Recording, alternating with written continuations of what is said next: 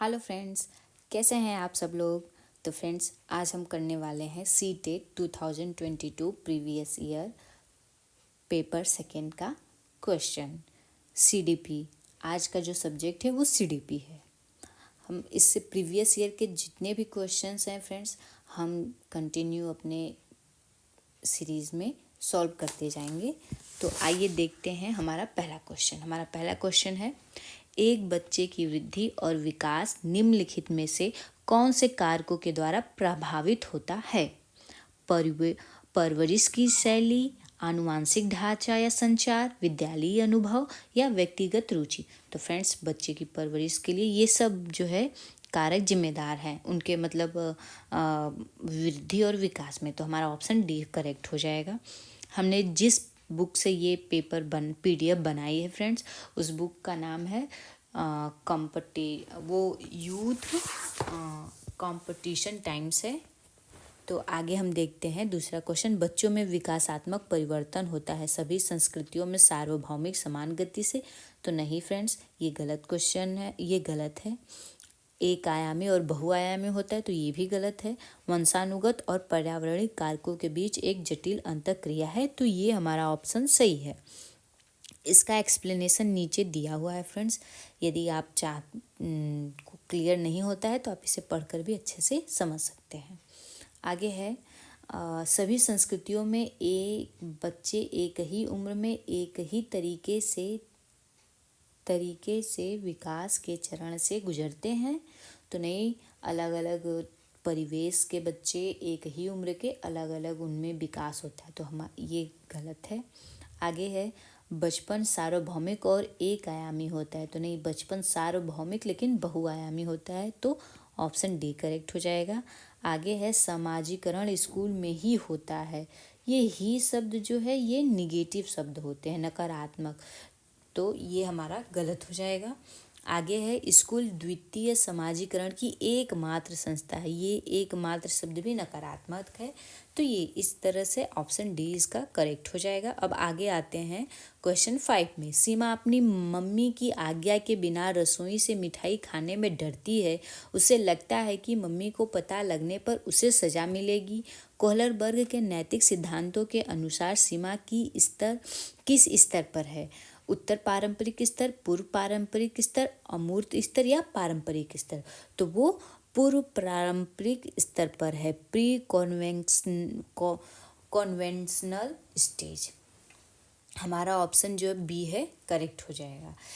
इस स्टेज में बच्चा दूसरों की बातों के अनुसार ही सही और गलत का निर्णय लेता है। अब क्वेश्चन नंबर 6 पे आते हैं, जिन पियाजे के अनुसार संज्ञानात्मक विकास किस प्रक्रिया के द्वारा सुगम होता है। अनुकूलन, पुनर्बनन, पूर्वाभास, कलन विधि। तो हमारा ऑप्शन ए सही हो जाएगा।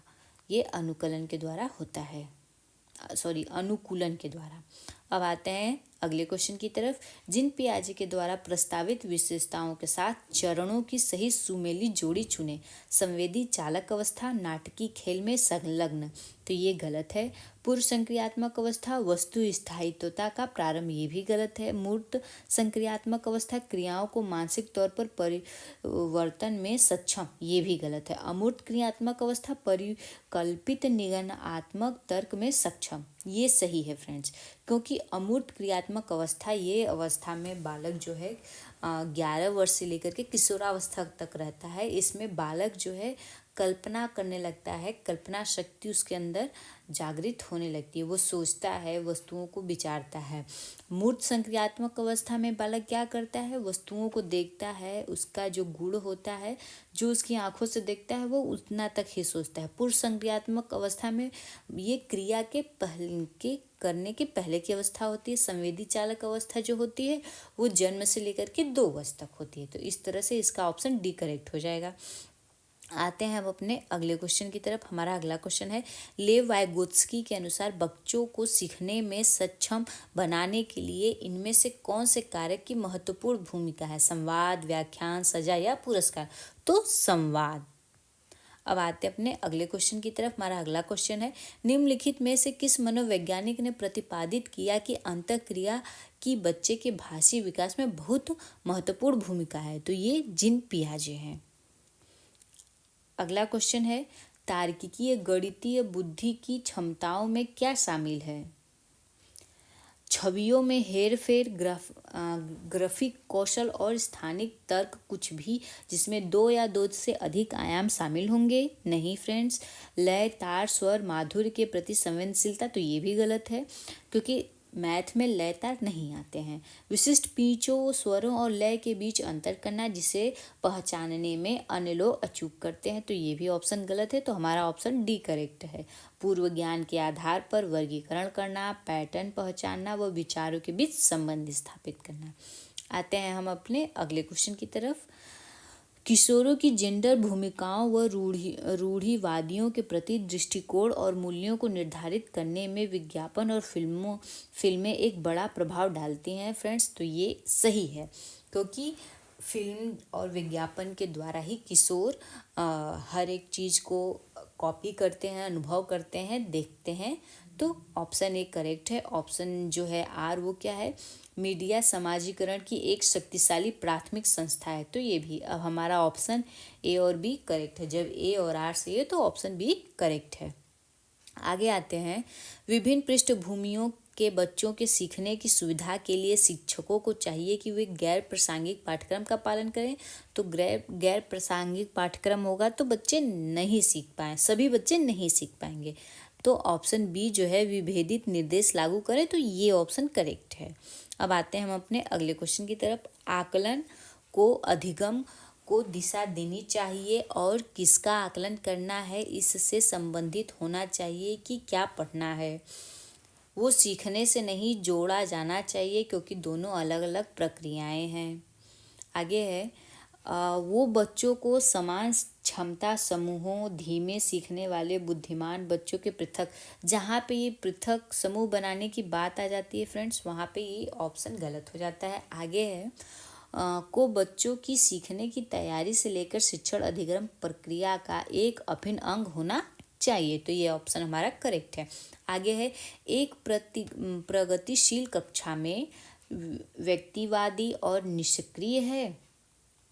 एक प्रगतिशील कक्षा में सीखना व्यक्तिवादी और निष्क्रिय है, तो ये गलत है फ्रेंड्स। आगे है, सक्रिय और सामाजिक है, तो ये ऑप्शन हमारा सही है।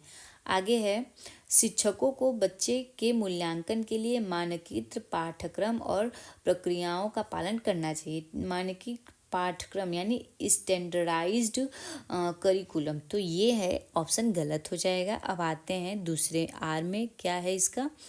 आर जो है ये है, समावेशी शिक्षा का उद्देश्य मतभेदों को खारिज कर सभी को समान बनाने की दिशा में काम करना है। तो ये भी ऑप्शन गलत हो जाएगा। तो ऑप्शन डी करेक्ट है। ऑप्शन डी करेक्ट हो जाएगा। अब आते हैं अपने अगले क्वेश्चन की तरफ। हमारा अगला क्वेश्चन है, जब विशिष्ट आवश्यकता वाले बच्चे एक समावेशी कक्षा में प्रवेश लेते हैं तो निम्न में से कौन सा कथन सही है? विशिष्ट बच्चों का सामान्य बच्चों के साथ सीखना अवास्तविक है। विशिष्ट आवश्यकता वाले बच्चे सीखने के लिए अभिप्रेरित नहीं होते हैं। शिक्षकों को शिक्षण की पद्धतियों में बदलाव की आवश्यकता है। तो ये कुछ ठीक लग रहा है। आगे है, इससे सभी बच्चों के साथ कार्य करने की क्षमता व अलग अलग दृष्टिकोण को तुल्य करने की कौशल सुदृढ़ होते हैं। तो ये भी ऑप्शन करेक्ट है। तो ऑप्शन तीसरा और चौथा, तो हमारा ऑप्शन बी करेक्ट हो गया।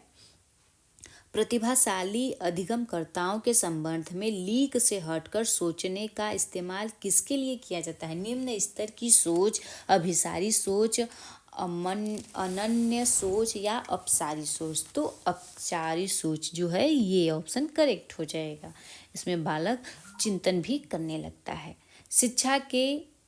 शिक्षा में समावेश का क्या अर्थ है?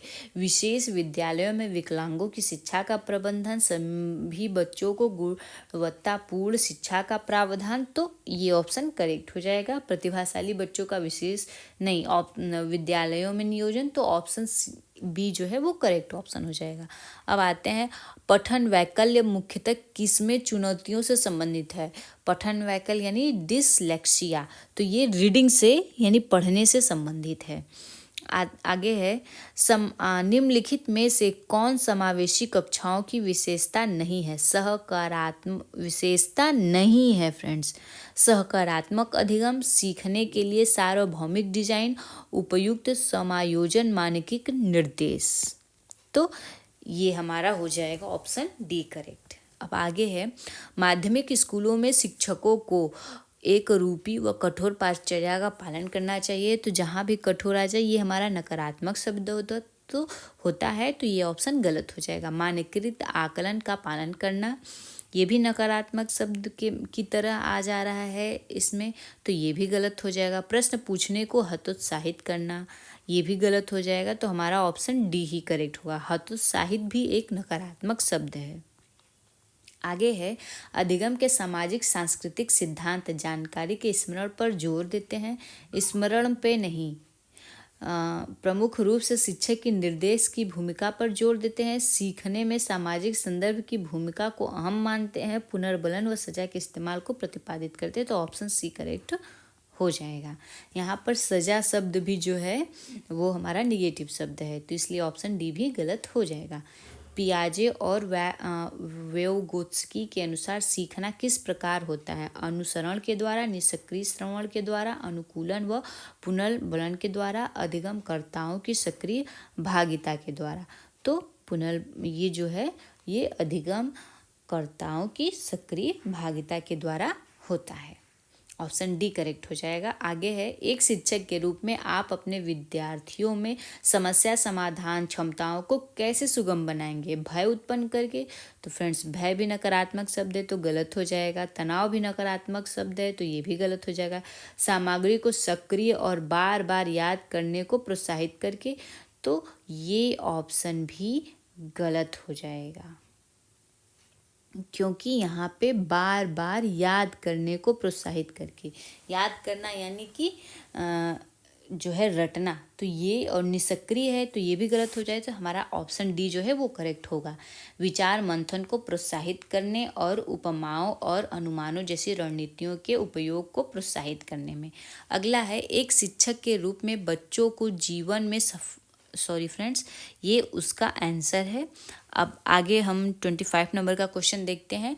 जब विद्यार्थी की भावना का अनुभव करते हैं तब उनमें सीखने पर सकारात्मक प्रभाव पड़ने की संभावना होती है। तनाव, शर्म, हीनता या संतुष्टि? तो संतुष्टि हमारा सही ऑप्शन है। आगे है अपने पूर्व ज्ञान के आधार पर बच्चों के सहज अनुमान लगाने को किया जाना चाहिए हतोत्साहित, सुसाहित, खारिज या फिर दंडित? तो हमें उससे जो है सुसाहित यानी करना चाहिए। ऑप्शन 20 करेक्ट हो जाएगा।